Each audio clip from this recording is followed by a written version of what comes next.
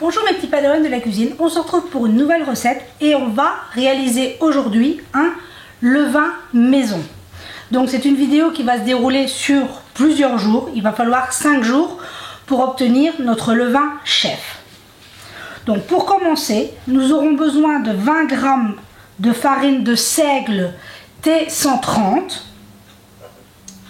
biologique de préférence, c'est même mieux, et 20 g d'eau non chlorée, donc soit de l'eau qu'on a laissé décanter, de l'eau du robinet qu'on a laissé décanter, ou de l'eau en bouteille. Et maintenant on va venir mélanger notre farine et notre eau.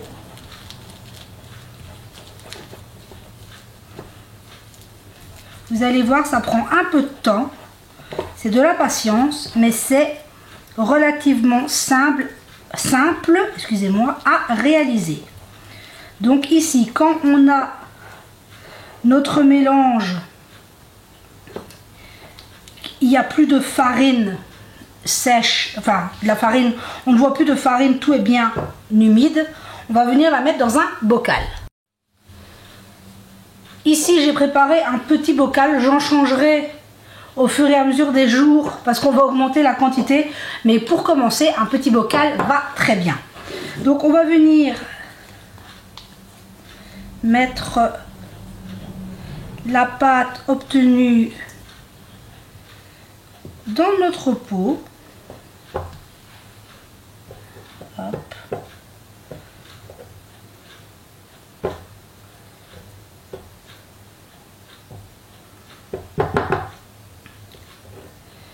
On m'a très souvent demandé le levain.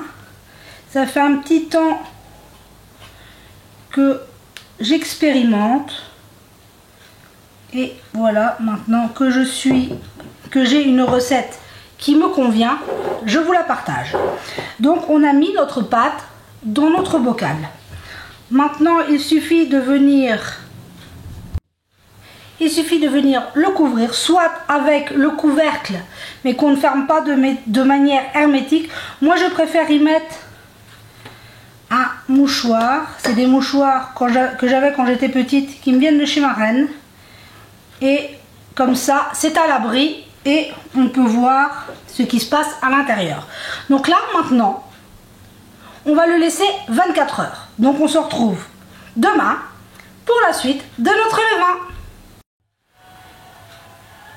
On se retrouve J2 de notre levain. Si on regarde, on y voit déjà des petites bulles qui ont commencé à se créer. Donc là, maintenant, J2, 40 g de farine de seigle T130, 40 g d'eau non chlorée et on mélange.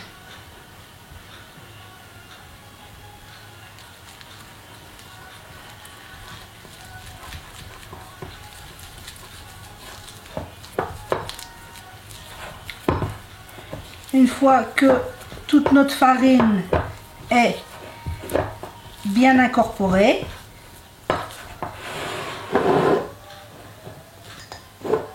on va venir l'ajouter à notre levain d'hier.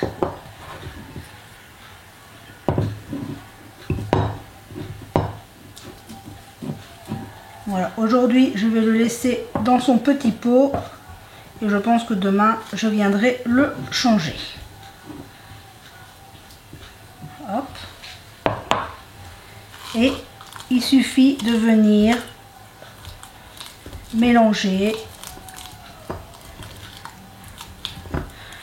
notre nouvelle farine à notre pâte d'hier.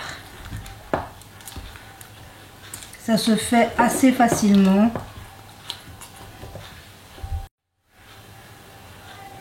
Voilà, je suis venue mélanger ma première pâte. Maintenant, je vais juste mettre un petit coup de propre sur le bord de mon bol et on se retrouve. Voilà, moi j'aime bien venir mettre au propre mon bol, mon bocal. Donc voilà, maintenant on est au J2. On vient, hop, le recouvrir et c'est reparti pour 24 heures. Vous voyez, c'est vraiment très facile.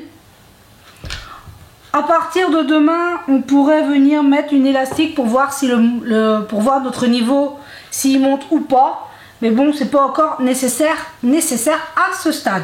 Un petit point que j'ai pas dit hier, mais c'est que il est mieux de le mettre dans un endroit chaud. Le levain aime des températures entre 18 et 20-25 degrés.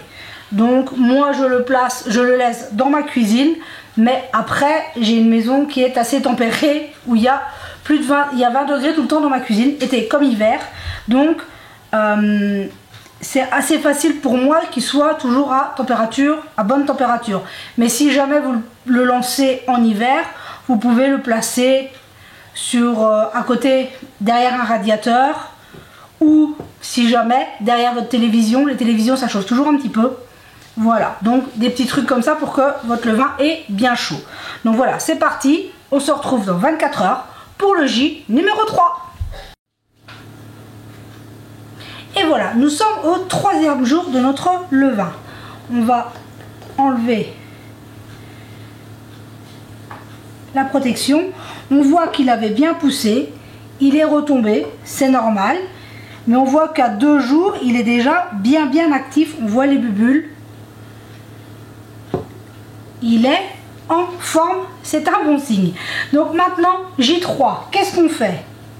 On va venir y ajouter 80 g de farine de seigle, 80 g d'eau non chlorée.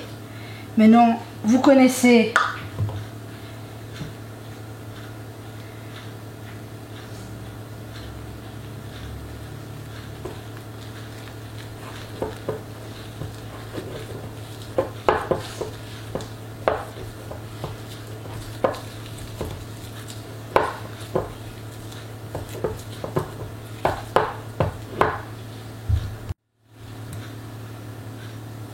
et voilà, donc on mélange simplement pour que toute la farine soit bien humide.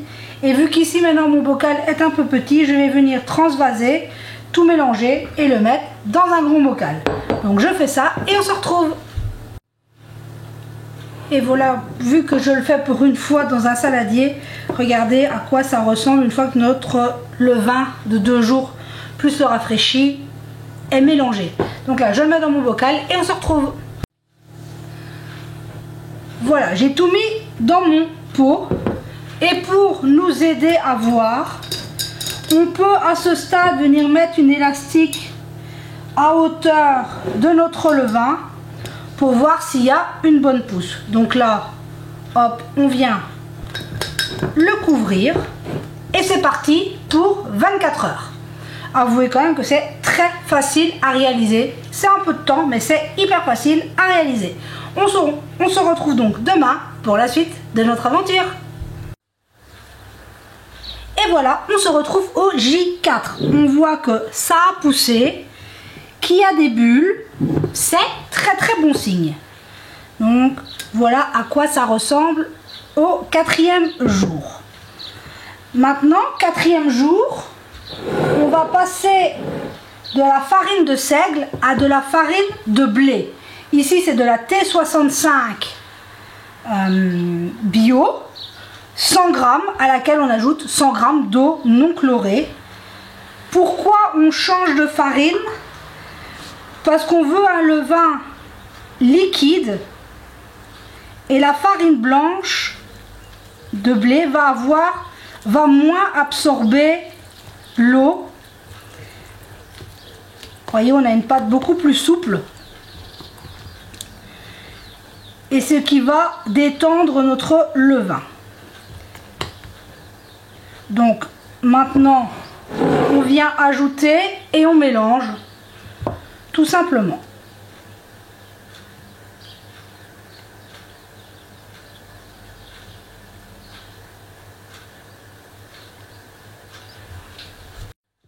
Donc j'ai ajouté mes 100 g et on vient mélanger le tout.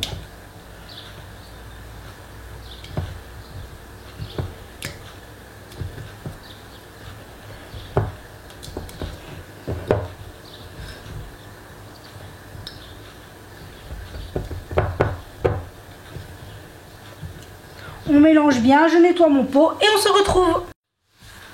Et voilà, j'ai ajouté, j'ai placé mon élastique. On vient le couvrir et on patiente 24 heures. C'est vraiment hyper simple.